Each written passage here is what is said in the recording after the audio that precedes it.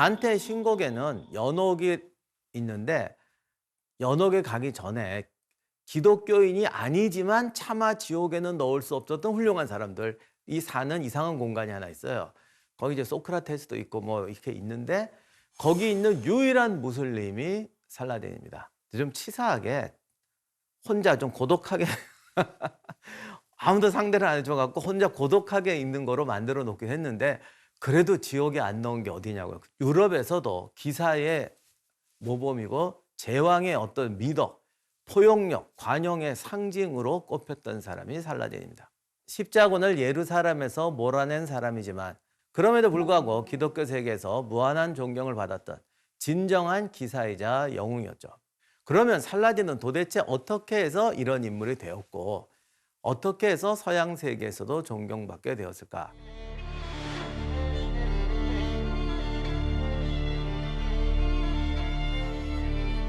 안녕하세요, 임영환입니다.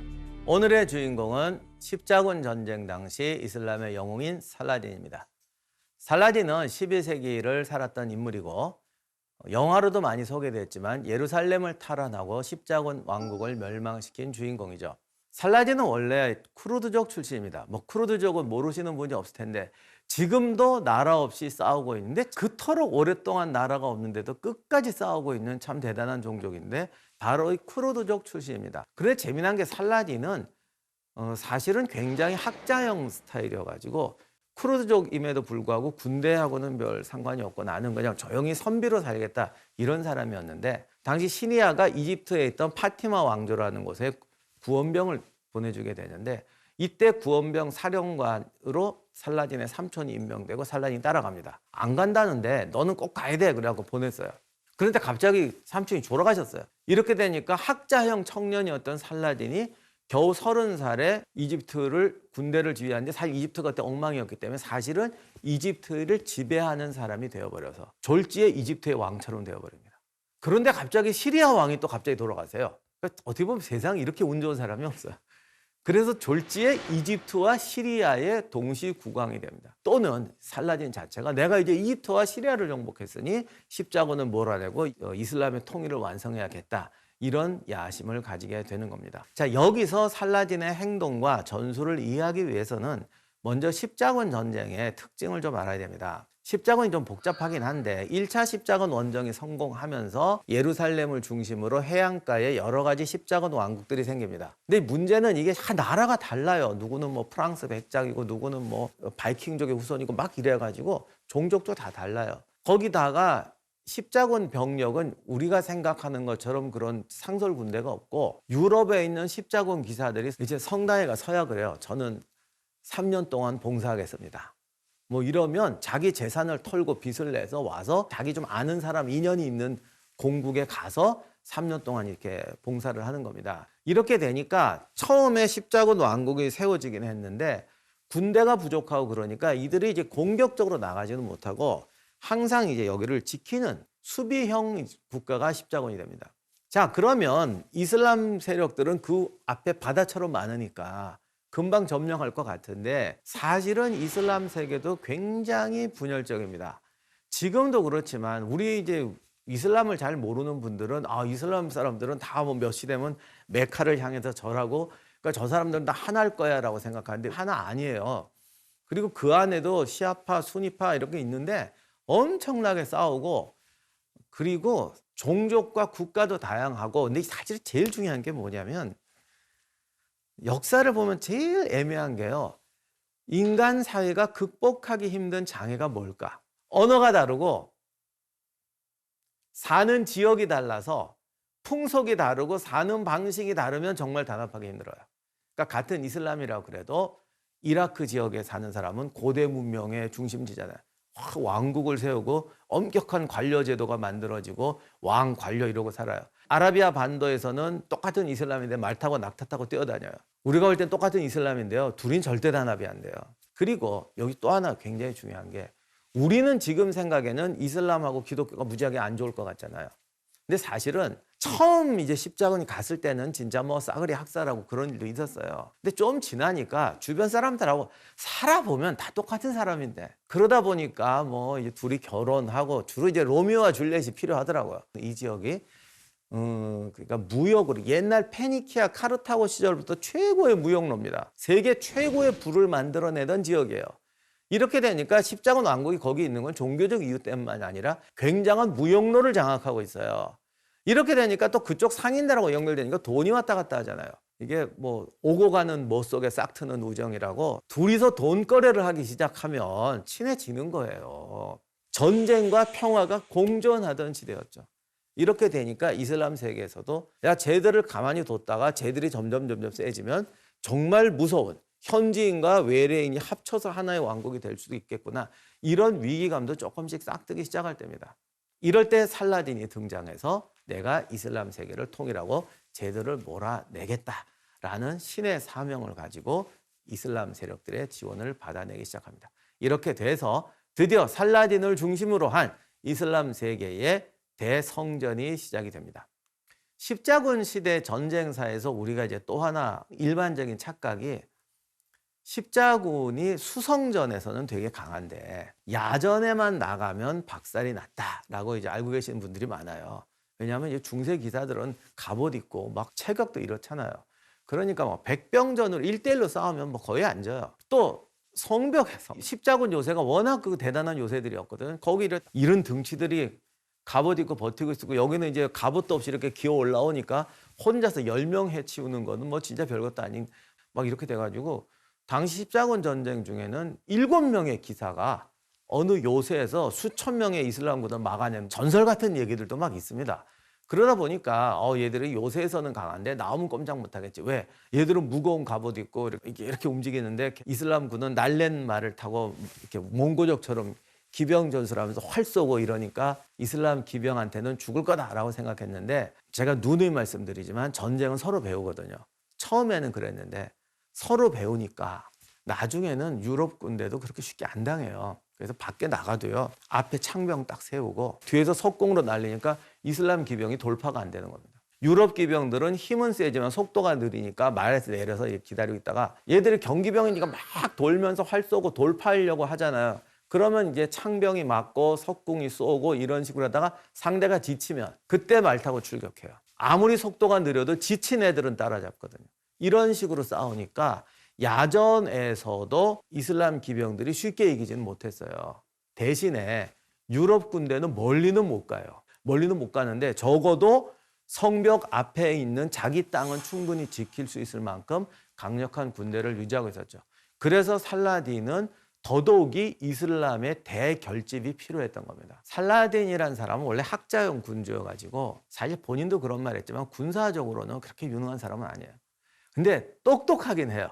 그래서 뭐랄까, 작전 지도를 짜고 이게 전쟁은 이렇게 되면 이게 우리한테 불리한, 이렇게 큰 그림은 잘 그리는데 막상 야전에 나가서 막 병력이 다 덮치고 이럴 때 야 어떻게 해야 되냐 이런 거 잘 못하고 그런 사람이었어요. 이집트에 있을 때도요, 사람이 소심해가지고 야 저기 쳐들어오면 우리 어떡하지, 우리 자기들은 이방인이니까 이집트 사람들이 반란을 일으키면 어떡하지. 그래서 계속 성벽만 쌓고 지하실 파고 비밀 통로 파고 나가서 적을 정복하자가 아니라 야 저기 들어오면 어디로 도망갈까 뭐 이랬다는 일화가 있을 정도로 되게 소심한 사람이었어요. 하지만 살라딘에게는 굉장한 장점이 하나 있는데, 이렇게 겁 많고 소심하다고 해도 자기가 어떤 결심을 하게 되면 그것을 위해서 꾸준히 노력합니다. 그리고 겁은 많은데 이기적이지 않아요. 이게 정말 중요해요. 사람은 겁이 많으면 나는 뭐 못해, 그럼 어떡하지?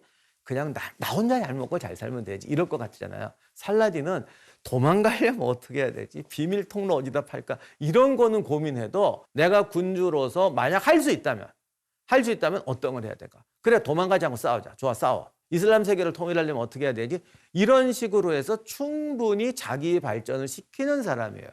그래서 초기에 살라딘은 정말 군인하고는 거리가 멀고 소심했던 것 같은데 뒤로 가면 갈수록 정말 큰 포부를 가지고 행동하는 위대한 군주의 모습으로 바뀌어갑니다.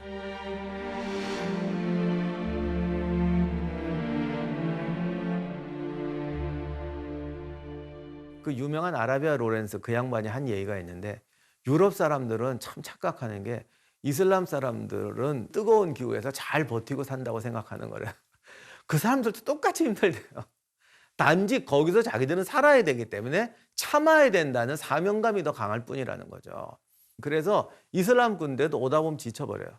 당시 십자군 왕국의 한센병 환자였던 보두행 4세는 상당히 능력이 뛰어난 왕이어가지고 살라딘이 군대를 모아서 쳐들어오면은 일부러 나가지 않고 적이 멀리 이동하게 해서 막상 십자군 왕국 앞에까지 왔을 땐 지쳐 떨어지게 만드는 거죠.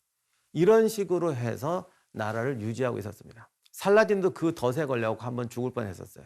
그런데 이제 보도행 4세가 병 때문에 일찍 사망합니다. 이렇게 되니까 갑자기 이제 여러 가지 복잡한 정치적 상황 속에서 십자군이 출동하게 되는 거죠. 살라딘이 이걸 노리고 일부러 군대를 출전시켜서 지금의 갈릴리 호수 부근의 티베리아스라는 곳을 공격합니다. 이때가 1187년 7월 여름이었는데 원래 정치가 군대에 개입하면은 이게 항상 지는 거거든요. 보도행 4세 같았으면 나가지 않아요. 왜냐하면 티베리아스까지 가다 보면 군대가 녹초가 녹아버리니까. 그런데 왕이 죽고 나니까 갑자기 리더십의 결혼이 생겨버린 거예요. 결국 티베리아스까지 가버리게 됩니다. 살라딘은 신나 드디어 이것들이 걸렸구나. 그래가지고 중간에 기병들을 계속 보내서 위장 공격, 기습 공격을 하면서 체력을 소진시킵니다. 그런데 이게 여기가 지금 얼마나 무서운 데냐면 그래도 좀 벗고 가면 괜찮은데 계속 이슬람 기병이 공격해 오니까 어떡합니까? 무장을 하고 가야 되잖아요. 그러니 기사들이 그 갑옷에 철갑 투구를 쓰고 7월에 그 사막을 걸어가니 이걸 쓰고 가다가 이게 익어가지고 투구 쓴 채로 질식해서 쓰러져 죽은 사람도 있다고 할 정도로 탈진해버립니다. 하여간 이렇게 돼서 가는데 물이 어디 있냐면 갈릴리 호수에 가야 있어요. 거기까지 가다가 5km 좀 떨어진 하틴이라는 곳에 도착하게 돼요. 마을이 있는 걸 보고 우물이 있을 거다라고 갔더니 우물을 이미 다 메꿔버리고 뭐 아무것도 없는 거죠. 기발난 작전을 쓰는데 얘들이 지금 뭐 정말 타는 듯한 갈증에 시달리고 있잖아요. 그랬더니 불을 피워서 연기를 보냅니다. 요즘 말로 하면 한여름에 방에 온돌방에 불 떼는 거죠. 이렇게 되니까 정말 돌아버렸다고 그래요. 이미 탈진을 해갖고 살 수가 없으니까. 나 못한다 그러고 병사들이 죽을 줄 알면서도 갑옷을 벗어 던지고 갈릴리 호수를 향해 뛰어갑니다. 이거를 이슬람 기병들이 기다리고 있으니 얼마나 신났겠어요. 거의 90%가 섬멸되어 버립니다. 이렇게 돼서 십자군 왕국의 주력 부대가 전멸해 버리니까 살라딘은 승세를 타고 예루살렘을 포위하게 되죠. 이슬람 세계의 공통점은 딱 하나, 종교밖에 없어요. 그러니까 성지 예루살렘을 탈환했다라는 건 이슬람 세계에서 자기가 최고 군주, 최소한 위원장은 될 수 있는 절대적인 명분을 줍니다. 그래서 살라딘은 어떻게 해서든지 예루살렘을 함락시켜야 했던 거죠. 그런데 이때 하틴에서 살아 돌아왔던 발리앙이라는 기사가 예루살렘 방어전을 지휘하다가 이제 이게 함락될 것 같으니까 살라딘과 만나서 담판을 벌입니다. 그게 이제 유명한 이제 발리앙의 협상이라고 지금도 경영학 스쿨에서 이거 많이 가르친다고 그러는데 이게 포인트가 뭐냐면 처음에 협상을 하겠다고 그랬더니 살라딘이 협상할 게 없잖아. 이게 협상이라는 건 상대가 줄 게 있어야 협상하는 건데 이제 예루살렘 수비대는 이제 전투력이 고갈됐어요. 그럼 아니 한 이틀이면 이제 내가 이거 함락시킬 건데 너희들이 뭔 나한테 협상을 하니? 이랬습니다. 그랬더니 발리앙이 뭐라고 그랬냐면 모두 죽이고 죽겠다고 그래요. 여기 이제 문제가 생겨요. 왜냐하면 예루살렘에 있는 주민이 기독교도만이 아니에요. 이슬람 주민들도 많이 들어가 있어요. 제가 아까 말씀드렸죠. 십자군 왕국이 하면서 무역 거점이 됐다. 거기다 또 예루살렘이 성지잖아. 그러니까 이슬람 사람들이 또 순례하러 들어가고 그래서 예루살렘에는 그 주변에 사는 예루살렘 왕국의 중요한 사람들의 아들, 손자, 며느리, 부하, 돈이 다 들어가 있어요. 발량이 죽겠다는 건 기독교도만 죽겠다는 게 아니라 걔들 같이 죽겠다는 거야. 그렇게 해서 걔들이 다 죽어버리면 사람들이 살라딘을 예루살렘을 탈환한 이슬람의 영웅으로 치켜 세울까요? 아니면 그 자리가 탐나는 모든 사람들이 네가 잘못해서 내 사촌과 조카와 옆집 사람을 죽였다라고 할까요? 더욱이 살라딘은 쿠르드족이에요. 사실 자기가 기반할 수 있는 왕국이 전혀 없어요. 발량은 이걸 노린 거죠. 살라딘이 관용의 왕으로 알려졌는데 하틴에서는 절대 용서하지 않았어요. 모조리 학살했습니다. 그러니까 내가 이슬람의 군주가 되기 위해서는 존경받기 위해서는 하틴에서는 다 죽여야 되는 거예요. 근데 예루살렘을 앞에 놓고 보니까 상황이 바뀌었어. 얘들을 살려서 보내줘야 돼. 내가 적한테도 관용을 보였다 그러면 그거를 존경하는 사람도 생긴단 말이죠. 그래서 이 순간에 바꿔버리는 겁니다. 그래서 갑자기 나는 관용의 군주다. 그러면서 예루살렘에 있던 기독교인들을 퇴로를 열어주는데 어마어마한 자비를 베풉니다. 그렇게 해서 자기가 원하는 걸 얻습니다. 이슬람의 군주가 되고 유럽에서는 유럽인들이 기사도의 모범으로 영원히 존경하는. 그래서 지금까지도 십자군 영화가 그렇게 많이 나왔지만 살라딘을 폄하하는 영화는 하나도 없을 뿐더러 항상 유럽의 군주보다 더 훌륭한 인격자로 나와요. 오늘날 인생 수명이 길어졌습니다. 뭐 이제 앞으로 정년도 없어질 거라 그래요. 내 평생에 사는 동안에 우리는 살라딘이 살았던 시대보다 10번은 더 세상이 바뀌는 시대를 경험할 겁니다. 내가 어릴 적 꿈꾸었던 것이 플랜 A가 아니라 플랜 F로 바뀌는 것을 우리는 무수히 경험할지 몰라요. 그때 플랜 A를 플랜 B로 바뀌는 게 아니라 나의 전인격과 삶까지도 바꿀 수 있어야 한다. 이것이 살라딘이 우리에게 주는 중요한 교훈입니다. 다음 시간에는 뭐 설명이 필요 없는 어마어마한 사람 징기스칸에 대해서 살펴보도록 하겠습니다. 이상으로 마치도록 하겠습니다.